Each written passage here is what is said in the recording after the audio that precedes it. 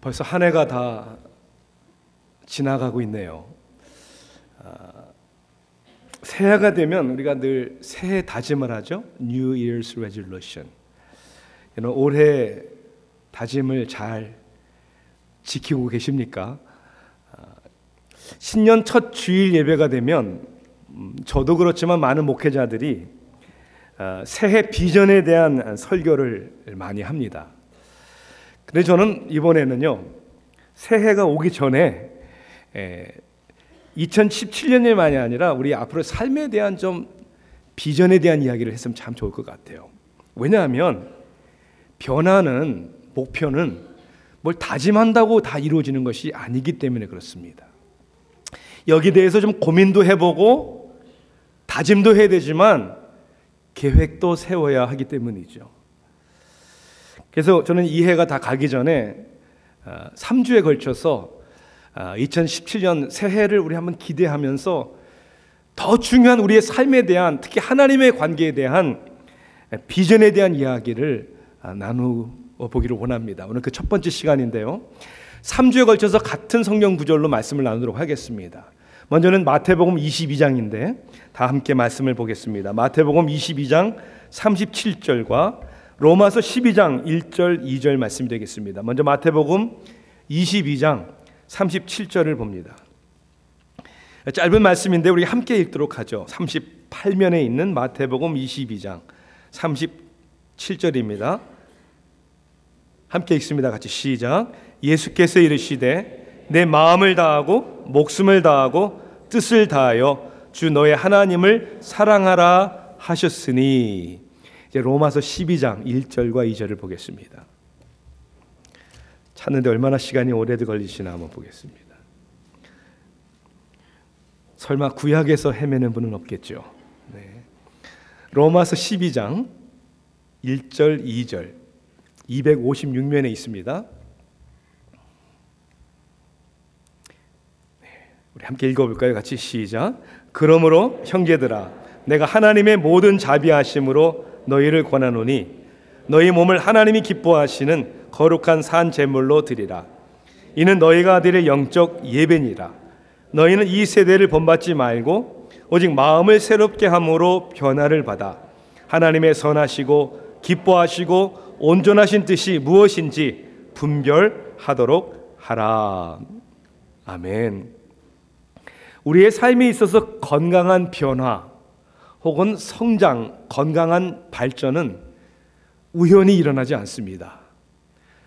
저절로 일어나지도 않습니다. 먼저는 반드시 어떠한 목적 혹은 비전이 있어야 합니다. 우리는 이것을 기대라고 표현을 해도 좋을 것 같습니다. 우리가 아이들에게도 묻잖아요. 너 이 다음에 커서 뭐가 될래?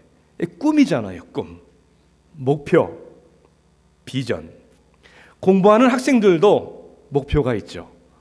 졸업, 학위, 그리고 나서의 캐리어.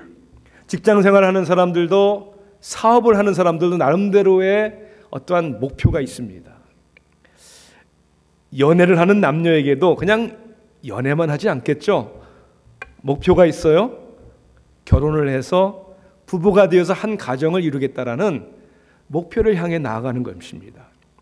그런데 이런 목표, 비전만 있어서는 안 됩니다. 계획도 있어야 합니다. 의도적이고 구체적인 계획이 있어야 꿈은 이루어지는 것이죠. 예를 들어서 우리가 뉴욕에 여행을 간다라는 목적을 생각해 볼 때 구체적인 계획에 의해서 그 여행 목적은 이루어지는 것이죠. 언제 가겠다? 혼자 가겠나? 아니면 누구와 같이 가겠다? 그리고 어떻게 가느냐? 자동차로 운전해서 가느냐? 아니면 항공편을 이용하느냐? 이런 구체적인 계획이 있어야 되겠죠. 자, 그런데 비전, 계획 이것만 가지고도 안 됩니다. 뭐가 필요하죠? 노력이 필요합니다. 이것을 실천으로 옮기는 노력이 필요합니다. 그죠? 한두 번 노력해서 되는 꿈이 아니잖아요. 그러니까 우리의 삶에 습관화하는 노력이 필요합니다. 그리고 그 꿈을 이루지 못하게 수없이 우리를 방해하는, 그리고 유혹하는 것들로부터 우리가 이겨야 되지 않습니까? 자기에게 어떤 절제해야 되는 노력이 필요한 것이죠. 미국 500대 기업의 최고 경영자들을 연구조사한 결과 두 가지의 공통점이 다 있다는 거예요. 그 두 가지는 뭐냐 하면, 첫째는 비전이 있는 사람들이었고, 두 번째는 그 비전을 이루기 위한 패션, 열정이 있는 사람들이었다. 그러니까 각자에게 있어서 내가 어떤 비전이 있고 그 비전을 이루기 위한 계획이 있느냐, 그리고 그 계획 가운데 내가 얼마나 열심히 도전하느냐, 이것을 볼 수 있다면 그 사람의 지금의 삶과 더욱 미래의 삶의 모습을 우리는 어느 정도 짐작할 수 있는 것이죠. 여러분들에게는 어떠한 비전이 있습니까? 그 비전을 이루기 위해서 어떠한 계획들을 세우고 계십니까? 그리고 그 계획 하나하나를 위해서 얼마만큼의 열정을 가지고 열심히 달려가고 계십니까? 그런데 있잖아요, 정말 중요하다고 우리가 다 공감하고 생각하지만 실질적으로 구체적인 비전과 계획을 세우지 않는 우리의 삶에 가장 중요한 한 가지가 있다고 생각을 합니다. 그것은 많은 사람들이 하나님과의 사랑의 관계에 대해서 비전과 계획을 세우지를 않는다는 것입니다. 하나님의 사랑을 알고 하나님을 사랑하는 것. 주전 354년 주후입니다. 4세기경에 지금의 북부 아프리카 알제리아에서 태어난 어거스틴은 방탕한 삶을 살던 사람이에요. 그런데 그가 예수님을 인격적으로 만납니다. 그냥 머리로 만나는 게 아니라 인격적으로. 그리고 그 만난 후에 깊은 교제 가운데 인간이 인간답게 그리고 행복하게 사는 비결을 깨닫고 그는 이렇게 고백을 합니다. 성부, 성자, 성령의 삼위일체 하나님은 사랑 가운데 기쁨과 영광을 누리시면서 영원히 존재하시는 분이시다. 그러므로 하나님의 형상대로 지음받은 인간은 하나님을 사랑하고 하나님께 영광을 돌림으로 기쁨을 누리도록 존재한다. 그런데 인간이 창조주 하나님보다 창조된 세상을 더 사랑하는 죄를 짓고 있다. 어거스틴은 이 죄를 뭐라고 부르냐면 neglectful of order, 질서의 혼란이다, 이렇게 표현합니다. 무슨 질서의 혼란입니까? 사랑의 질서의 혼란입니다. 하나님을 가장 먼저 사랑해야 되는데 하나님을 사랑하기보다는 하나님을 사랑 안 하는 건 아니지만 하나님보다도 더욱 다른 것들을 사랑하는, 다른 것들을 더 우선순위하는, 그래서 이것이 혼란스러워진, 질서가 파괴돼 버린 이러한 삶을 산다. 사랑의 질서의 혼란이죠. 무엇을 먼저 사랑하느냐. 그래서 예수님은 마태복음 10장에서 37절에 이렇게 말씀하셨습니다. 아버지나 어머니를 나보다 더 사랑하는 자는 내게 합당하지 아니하고 아들이나 딸을 나보다 더 사랑하는 자도 내게 합당하지 아니하며. 그러니까 우리 인생의 그리고 신앙의 고민의 문제는 가족을, 사람들을 사랑하지 말자는 얘기가 아니라 내 직장을, 내 커리어를, 내가 하는 공부를 덜 사랑해야 된다는 게 아니라 정말 사랑해야 하는 하나님을 사랑하는 데서부터 시작된다는 것이죠. 마치 첫 단추를 바로 끼워야 그 다음 단추들이 바로 끼워지는 것처럼 하나님과의 사랑의 관계가 먼저 되고 그 하나님과의 사랑의 관계를 내가 먼저 추구해야 다른 것들이 다 우리의 삶 속에 만족이 된다는 것이죠. 아무리 세상이 좋고 최신형, 최고급, 최고 편함을 소유하고 누린다 할지라도 하나님의 사랑이 우선되지 않는다면 참 만족과 참 행복을 누릴 수 없다는 이야기입니다. 아니, 사실은 내가 어떤 기쁨과 만족을 내가 잃고 놓치고 있는지조차도 모르면서 세상이 최고인처럼 살아가는 사람들이 얼마나 많은지 어거스틴은 그렇게 이야기하고 있습니다. 그의 고백록에는 어거스틴은 이렇게 얘기를 합니다. 하나님에게 기도하면서 하나님, 당신은 사람을 움직여 당신을 기뻐 찬미하게 하심입니다. 왜냐하면 당신은 당신을 위해, 자신을 위해 우리를 만드셨으며 우리의 마음은, 이 말이 중요해요, 우리의 마음은 당신 안에서 안식할 때까지 쉴 수가 없기 때문입니다. Our heart is restless unless it rests in you. 하나님 안에서의 안식을 찾기 전에는 우리의 마음은 이 세상에서 안식을 찾을 수, 참 쉼을 얻을 수 없다는 것이죠. 오늘 우리가 읽은 본문 마태복음 22장에는 한 율법사가 예수님을 시험하기 위해서 질문을 던지면서 시작이 됩니다. 뭐라고 질문하죠? 모든 선지자의 가르침 가운데 으뜸되는 최고의 계명이 무엇입니까? 최고의 계명이 무엇이냐는 질문에 예수님은 말씀합니다. 하나님을 사랑하는 것이라고요. 어떻게 사랑하라고요? 우리의 마음을 다하고 목숨을 다하고 뜻을 다하여 사랑하는 것이다. 이 하나님과 나와의 이 사랑의 관계가 회복이 되고 더욱 이 하나님을 더욱 사랑해가는 우리의 삶이 될 때 다른 모든 것들이 다 제자리에 설 수 있다는 것이죠. 그래서 저는 3번에 걸쳐서 하나님을 어떻게 우리가 사랑해야 되는가, 하나님을 이전보다 더욱 사랑한다는 의미가 뭔가, 이 본문에 나오는 3가지로 오늘 말씀을 나누기 원하는데, 여러분 이렇게 한번 암송하시면 좋을 것 같아요. 3가지 하나님을 사랑하는 방법은 다 H자로 시작을 해요. 영어로는 head, heart, 그 다음에 hands. 우리의 머리, 우리의 가슴, 우리의 손으로. 그러니까 뜻을 다하여, 마음을 다하여, 그리고 우리의 삶을 다하여 하나님을 사랑한다. 오늘 첫 번째 시간으로는 우리의 뜻이에요. 머리예요. 우리의 마인드입니다. 다시 얘기하자면 하나님을 어떻게 사랑해야 되냐면 하나님을 날마다 더욱 알아가는 사랑입니다. 모든 사랑의 관계가 그렇듯이 그 사랑의 관계가 깊어지면 깊어질수록 서로를 알아가는 것이죠. 하나님을 더욱 알아야 하는 이유가 뭘까? 성경은 우리의 믿음과 우리의 지식에 대하여 뛸래야 뛸 수 없는 관계를 말씀해 주고 있습니다. 에베소서 4장 13절에서 사도 바울은 에베소 교회 성도들에게 편지하면서 이렇게 얘기를 합니다. 우리가 다 하나님의 아들을 믿는 것과 아는 것에 하나가 되어 온전한 사람을 이루어 그리스도의 장성한 분량이 충만한 데까지 이르리니, 즉 저와 여러분의 신앙과 성숙함이 그리스도까지 이르기 위해서는, 그리고 우리가 하나가 되기 위해서는 하나님의 아들을 믿는 것과 아는 것에, 아는 것이 중요하죠. 사실 믿음이라는 것은 믿는 사람에게 달려있는 게 아니란 말이죠. 그래서 믿는 사람의 감정이나 의지나 확신이나 믿습니다, 이게 중요한 게 아니라 더 중요한 것은 우리의 믿음의 대상이 되는 하나님을 어떻게 잘 알 수 있느냐, 하나님을 우리가 얼마나 아느냐, 여기에 달려있는 것이죠. 우리가 양육반에서 우리가 함께 읽고 나누는 이야기가 하나 있어요. 우리가 책에서 읽는 이야기인데 그것은 어느 사람이 겨울에 얼은 호수를 건너가는 이야기에 대한, 양육반 하신 분들은 기억이 나실 거예요. 호수에 얼음이 얼어 있는데 건너가는 사람이 이렇게 얘기를 합니다.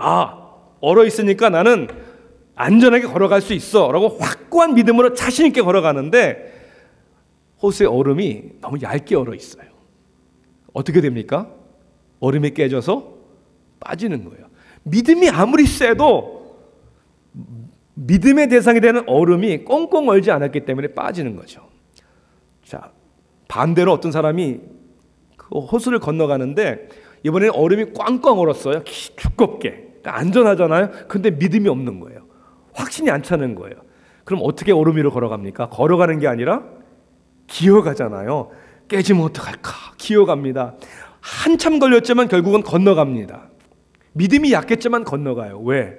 얼음이 꽁꽁 얼었기 때문에. 우리가 믿는 하나님이 어떤 하나님이냐, 그 하나님에 대한 이해와 하나님에 대한 깨달음이 얼마나 중요한지 모릅니다. 오늘 마태복음 22장과 로마서 12장에 동일한 단어를 우리 한국말 성경은 제가 볼 때는 정확하게 번역이 안 됐습니다. 아니, 정확하게 번역이 될 수 있을지도 저는 의문이 갑니다. 자, 마태복음 22장 다시 한번 37절 볼까요? 예수께서 이르시되 내 마음을 다하고 목숨을 다하고 뜻을 다하여, 이렇게 돼 있어요. 마음을 다하여, 이거는 영어 성경에는 with all your heart 이렇게 돼 있어요. 목숨을 다하고는 with all your soul, 영혼을 다해서 이렇게 번역이 되어 있습니다. 그런데 우리말로는 뜻을 다하여 그래서 뜻을, 영어 성경에 보니까 뭐라고 되면 with all your mind 이렇게 되어 있어요. mind. 자, 로마서 12장 2절에는 너희는 이 세대를 본받지 말고 오직 마음을 새롭게 함으로 변화를 받아. 우리말에는 마음을 새롭게 함으로 변화를 받아 이렇게 번역이 되어 있는데 영어 성경에는 그리고 원어는 뭐라고 되어 있냐면 by renewing of your mind. 아니 마인드가 어떻게 마음입니까? 결국 mind라는 우리의 단어는 영어 단어는 정확하게 우리말로 번역이 안 돼요. 어떤 때는 뜻이라고 되어 있고 어떤 때는 마음이라고 되어 있고 생각이라고 되어 있고. 그래서 제가 성경을 통해서 그리고 여러 사전을 통해서 하나님이 우리의 두뇌에게 주신 기능, 우리의 마인드에 대해서 이렇게 정의를 내려봤습니다. 여러분 한번 들어보세요. 마인드가 뭐냐? 하나님께서 각 사람에게 주신 기능으로서 인식하고 생각하고 느끼고 기억하고 원하고 그리고 판단하게 하는 능력이다. 그러니까 우리의 몸에 있어서 가장 중요한 기능은 우리의 마인드의 기억이에요. 마인드. 진리를 깨달는 마인드. 하나님께서 우리의 마인드를 통해서 우리의 마인드가 변화가 될 때 우리의 삶이 변화가 된다는 것이죠. 자, 물론 우리가 생각하는 그리고 우리가 판단하는 자체로서 하나님의 진리를 알 수는 없습니다. 왜? 그것은 하나님의 성령의 도우심이 필요하기 때문에. 그러나 하나님께서 저와 여러분들에게 깨달음을 주실 때 절대로 우리의 마인드를 바이패스, 무시하시지는 않습니다. 여러분 생각해 보십시오. 왜 하나님이 저와 여러분에게 성경을 주셨습니까? 이 성경을 주셨다는 것은 저와 여러분이 어떻게 하라는 거예요? 읽으라는 거예요. 읽어서 어떻게 하라는 거예요? 이해하라는 거예요. 이 성경을 가지고 고민하라는 거예요. 다시 얘기하자면 우리의 마인드를 사용하라는 것이죠. 그러니 사람이 언제 변합니까? 공부하기 싫은 아이에게 공부해라 강요한다고 공부하지 않습니다. 자기가 스스로 내가 왜 공부를 해야 되는지 공부의 중요성에 대해서 자신의 마인드로 깨달아야 되는 것이죠. 신앙생활도 마찬가지 아닙니까? 왜 우리가 하나님을 알아야 됩니까? 아, 신앙생활은 이렇게 하는 거야, 이렇게 하는 거야 라고 하더라 해서 하는 게 아니라 교회를 그냥 다녀야 되나 봐, 그가 아니라 누가 얘기해서가 아니라 하나님의 말씀 가운데 전파되는 말씀 가운데 하나님의 성령의 도우심으로 여러분들의 마인드로 그것을 이해하고 깨달아야 아, 이게 신앙생활이고 내가 이렇게 살아야 하는구나 라는 주인의식, 오너십을 갖게 된다는 것이죠. 그래서 하나님을 아는 것이 얼마나 중요한지 모릅니다. 여러분이 아는 만큼 여러분의 믿음이 견고해질 것입니다. 자, 그러면 우리 사람이 인간이 하나님을 어떻게 알 수 있습니까? 그것은 하나님이 우리에게 하나님 자신을 나타내 주시고 알려주셔야만 가능한 것이죠. 그러면 하나님께서 우리에게 무엇을 통해서 알려주셨습니까? 나타내 주셨습니까? 반복되는 말 같지만 기록된 하나님의 말씀입니다. 이 말씀이 유일한 하나님을 아는 길입니다. 그래서 성경을 통해서 우리는 하나님을 알 수 있는 것이죠. 웨스트민스터 신앙 고백을 보면 그래서 가장 먼저 1장에 성경에 대해서 다루고 있습니다. 왜 성경이 필요한가? 왜 하나님이 성경을 우리에게 주셨는가? 웨스트민스터 신앙 고백 1장 제1조의 말씀을 잘 기울여 들어보시길 바랍니다.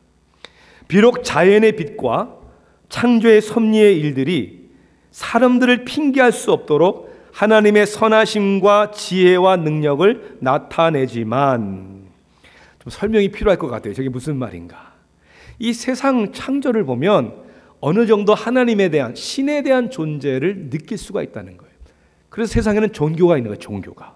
자, 그런데 그것들은 구원에 필요한 하나님과 그의 뜻을 알게 하는 데는 충분치 못하다.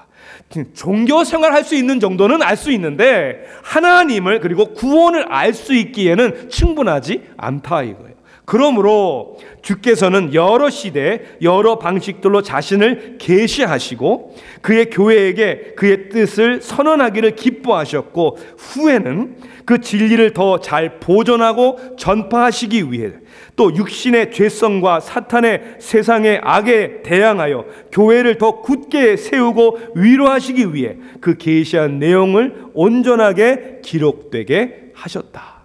하나님이 구약 성경이나 여러 선지자를 통해서 이 모양 저 모양으로 말씀하시고 나타나셨는데 결국은 그 하나님의 진리가 잘 보존되고 그리고 계속 전파되기 위해서 무엇을 주셨다? 우리에게 기록된 성경을 주신 것이다.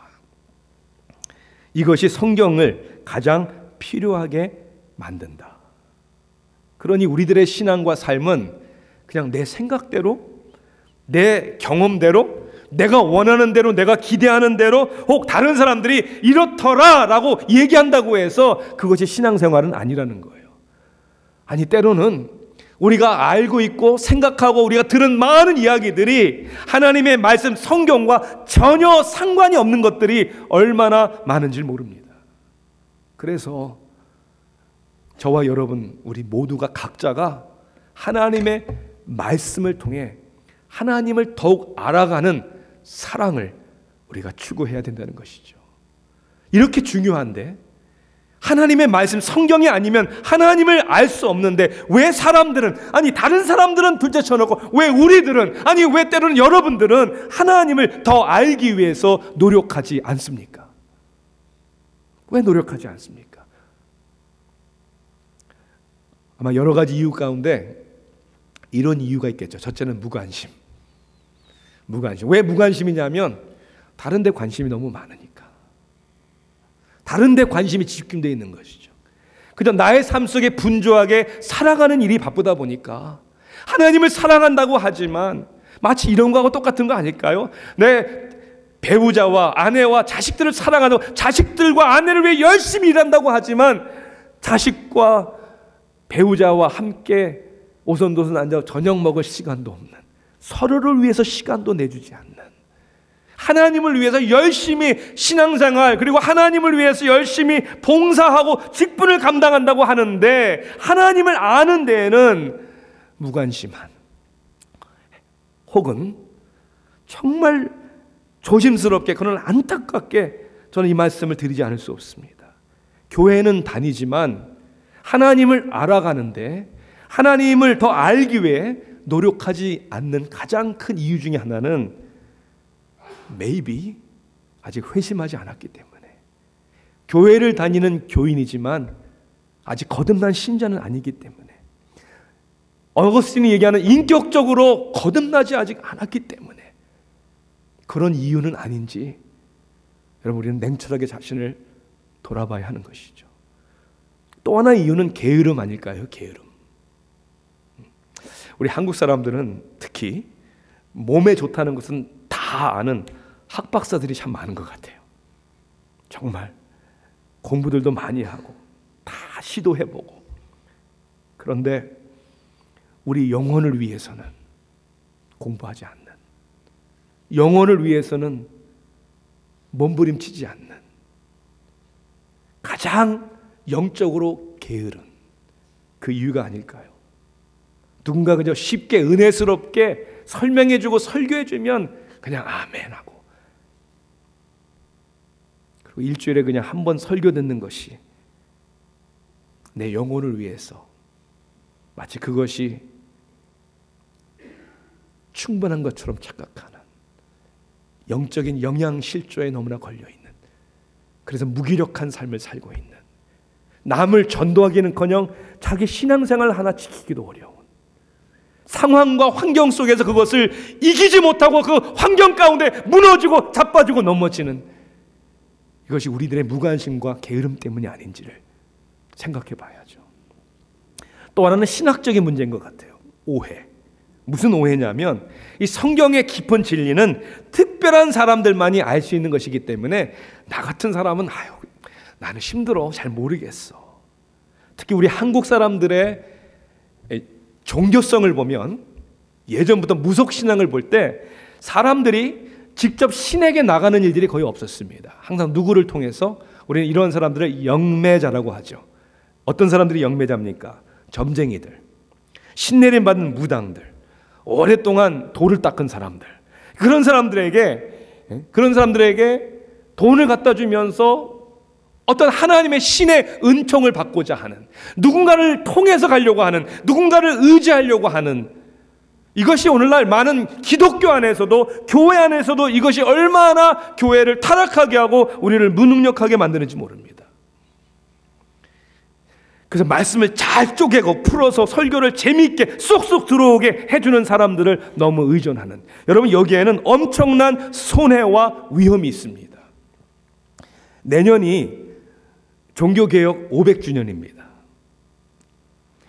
1517년 10월 31일 마틴 루터가 비텐베르크 성의 교회 문에 95개의 신앙 고백문을 못으로 박은 날입니다. 그것이 계기가 돼서 종교개혁이 크게 일어났죠. 왜 그렇게 했냐면, 그렇게 한 이유는 그 당시에 면죄부 설교로 유명한 요한 테첼이라는 사람이 바로 비텐베르크로 오고 있는 중이었어요. 마틴 루터는 그와 만나서 성경적 토론으로 한번 단판 붙어보자, 그러한 이유로 그의 설교와 로마 교회를 반박하는 95개의 교리문을 문에다 박은 것이죠. 면죄부가 뭐였습니까? 면죄부, 구원을 돈으로 사는 것이었습니다. 그리고 이 요한 테첼은 그 면죄부 설교의 대가였습니다. 그 당시에 교회가 전쟁을 하고 교회 건물을 크게 짓기 위해서 돈이 필요하니까 면죄부를 돈을 받고 팔았단 말입니다. 도대체 교회가 이렇게 부패하고 타락한 원인이 어디 있는 것입니까? 먼저는 성직자들에게 있는 것이죠.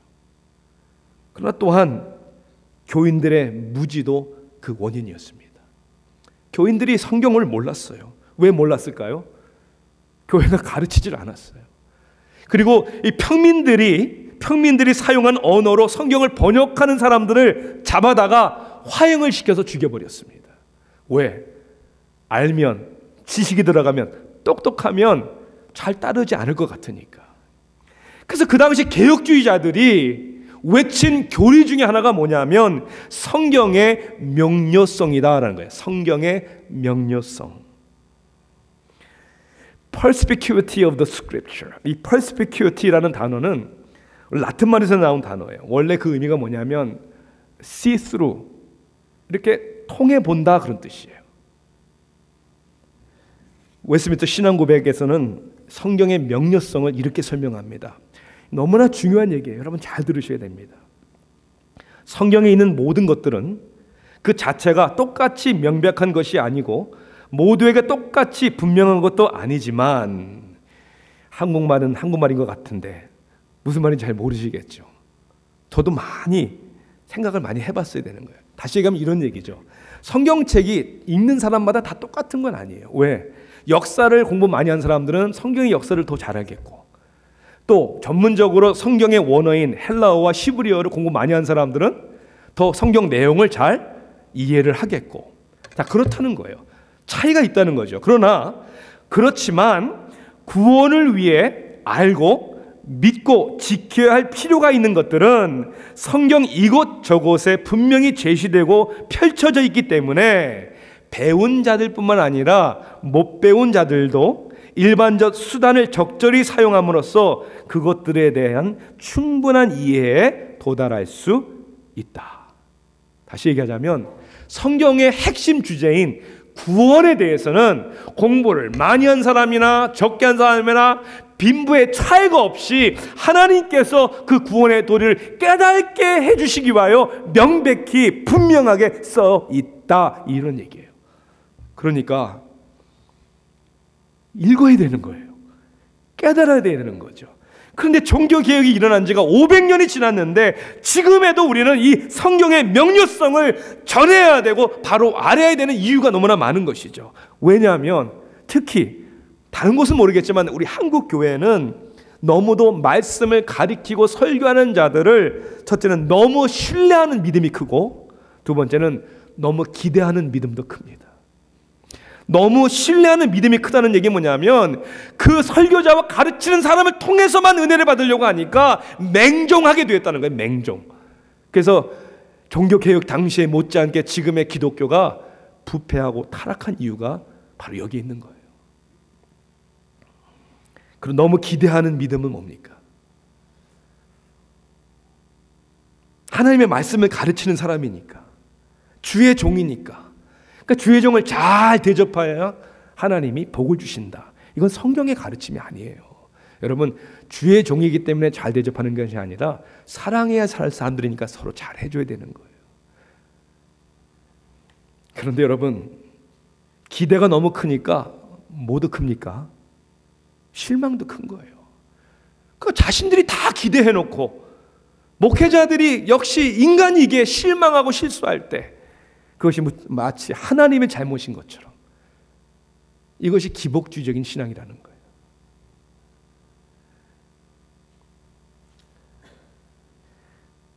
네 번째 이유는 아마도 두려움이 아닌가 생각합니다.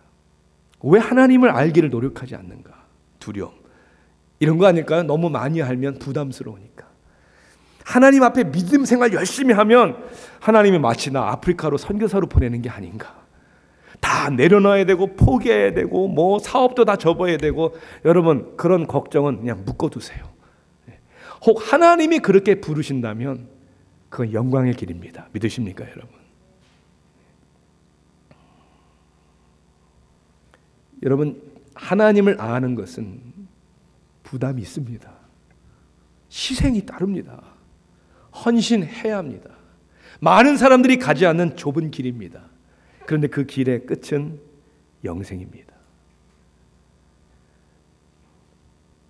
예수님을 믿고 따를 때 우리가 지불해야 되는 대가도 크지만, 반대로 예수님을 믿고 따르지 않을 때 나중에 여러분 지불해야 하는 대가가 얼마나 크신 줄 아십니까? 우리의 소망이 이 땅에 있는 것이 아니기 때문입니다. 영원한 하나님의 나라이기 때문에 그 부담이 있지만 그 영원한 천국을 향하여 오늘도 열심히 하나님의 말씀을 통해 알아가는 저와 여러분 되기를 주님의 이름으로 축원합니다. 성령의 도우심이시고 은혜이지만 그 우리가 할 수 있는 일은 뭘까? 하나님을 더욱 알아가는 사랑을 위해서 저는 간단하게 세 가지의 단어로 여러분에게 권면하고 도전해드리고 싶어요. 첫째는 사모하라는 거예요. 하나님을 사모하고 하나님의 말씀을 사모하시라는 겁니다. 목마른 사슴이 시냇물을 찾기에 갈급한 같이 내 영혼이 주를 찾기에 갈급하나이다. 시편 기자의 고백처럼 이 사모한다는 말씀 가운데는 겸손도 포함됩니다. 하나님, 나 잘 모르겠어요. 잘 이해가 안 돼요. 그럼 포기하지 마시고 하나님 도와주세요. 나에게 깨달음을 주세요. 성령의 도움을 기대하시고 의지하시기를 바랍니다. 사모하십시오. 두 번째는 질문하십시오. 질문은 결코 나쁜 것이 아닙니다.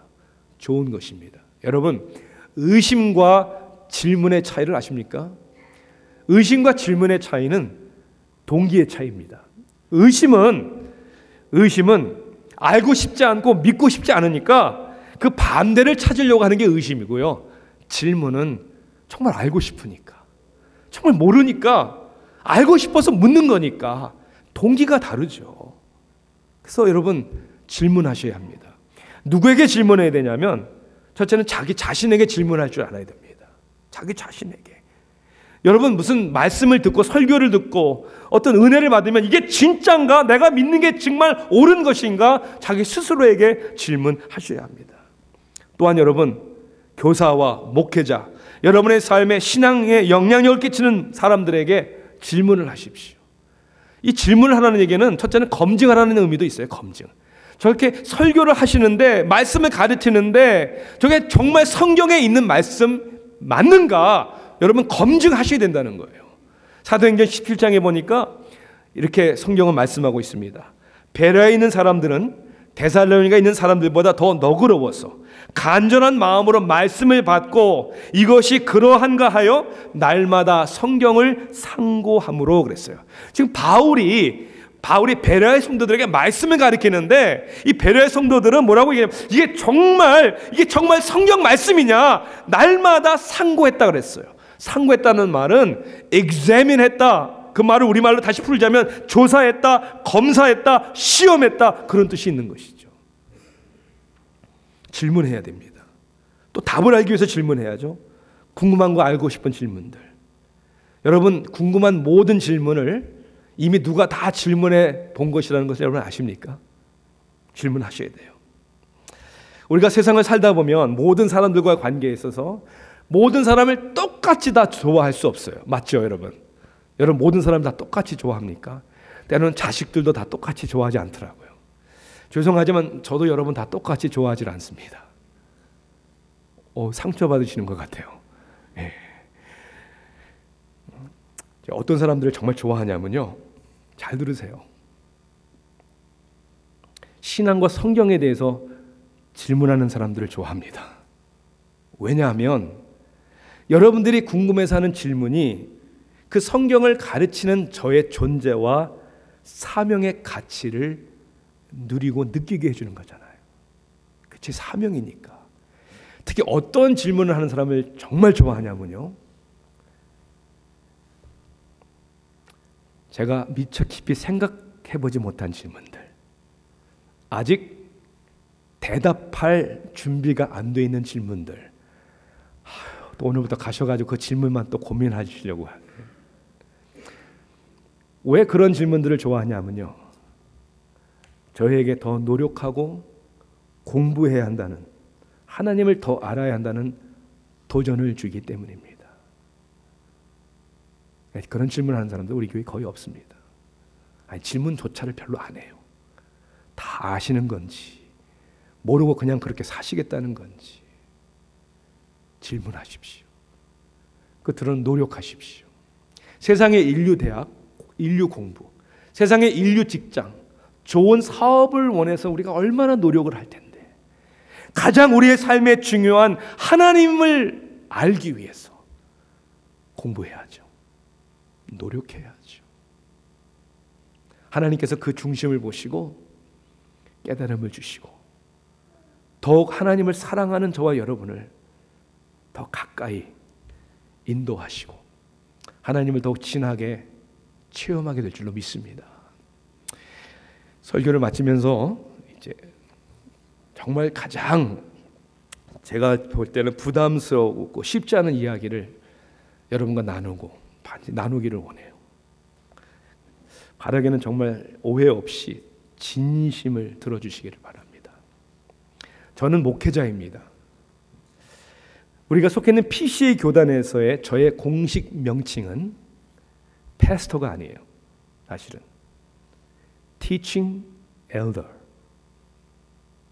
가르치는 장로, 강도 장로 이런 뜻이죠. 그러니까 Teaching Elder, 가르치는 장로라는 뜻은 뭐냐면 하나님의 말씀을 잘 전하고 잘 가르치는 것입니다. 그게 저의 사명입니다. 그러니까 목회자로서 Teaching Elder로서 저를 부르신 하나님께서 저에게 기대하는 것이 뭘까요? 그러면 하나님의 말씀을 잘 가르치고 전하는 것입니다. 그러면 성도님들로서 여러분들로서 저에 대한 당연한 기대는 뭘까요? 하나님의 말씀을 목사님이 잘 기도 많이 하시고 연구 많이 하셔서 말씀을 우리들에게 잘 전파해 주시고 잘 가르쳐 주세요. 이거 아닙니까? 자, 맞다고 생각하시는 분들만 크게 아멘 해주시길 바랍니다. 제가 목사가 되었고 목사로서 여러분 앞에 지금 서 있는 이유는 여러분들보다 제가 훌륭해서가 아닙니다. 절대로.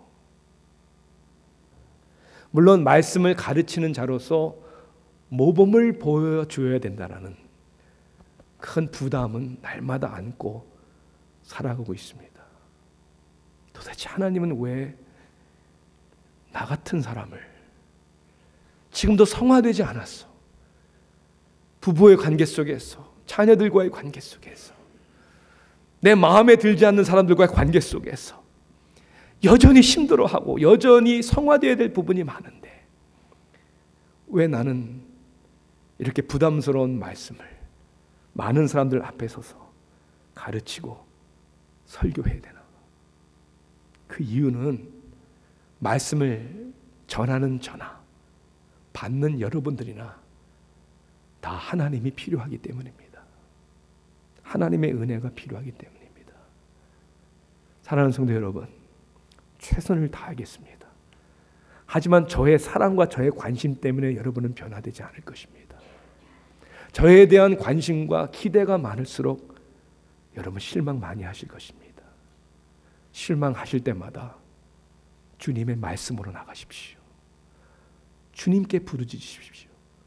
그리고 하나님의 말씀을 가리키고 전파하는 저와 우리 교회 교육자들이 하나님 앞에 바로 설 수 있도록 여러분들이 사랑해 주시고 기도해 주시고 말씀을 가르치고 전파하는 사명을 감당할 수 있도록 여러분들이 섬겨 주시기를 주님의 이름으로 부탁합니다. 기도하시겠습니다. 사랑의 하나님,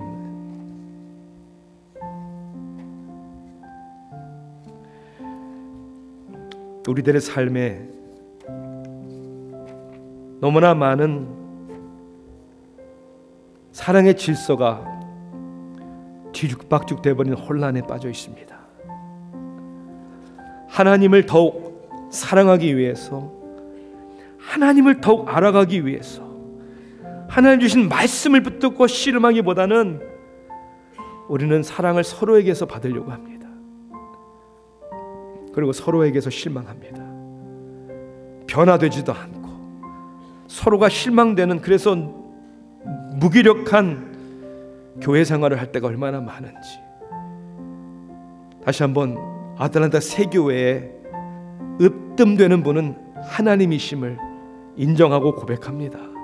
우리 모두가 하나님을 더욱 사랑하기 위해서, 그리고 하나님을 더욱 알아가기 위해서 몸부림치게 해주시고 하나님 앞에 겸손히 엎드리게 해주세요. 모든 게으름은 예수 이름으로 떠나가게 해주세요. 세상에 쾌락에 빠져있고 세상에 너무나 잘 나가고 있고 너무나 잘 되는 것에 빠져서 이 세상이 마치 영원한 것처럼 교만에 빠져있다면 이 시간 하나님 말씀으로 성령께서 깨우쳐 주시고 정신 바짝 차리게 해주시고 주님 앞에 서는 날 우리는 뭐라고 얘기해야 될지, 뭐 하다가 왔냐고 얘기하면 우리는 뭐라고 얘기할지, 누구 때문에 실망했고 누구 때문에 상처받았고 누구 때문에 시험받았다고 우리는 변명하고 핑계댈 것인지, 하나님 저희들을 다시 한번 긍휼히 여겨 주셔서 오늘도 우리를 붙들어 주시고 오늘도 우리에게 능력이 되시는 하나님의 말씀을, 꿀송이보다 더 말씀을 사모하게 해주시고 이 말씀을 더욱 알도록 2017년 새해만이 아니라 우리 평생 다가도록 더욱 사랑하게 해 주시옵소서. 예수님의 귀하신 이름으로 기도하옵나이다. 아멘.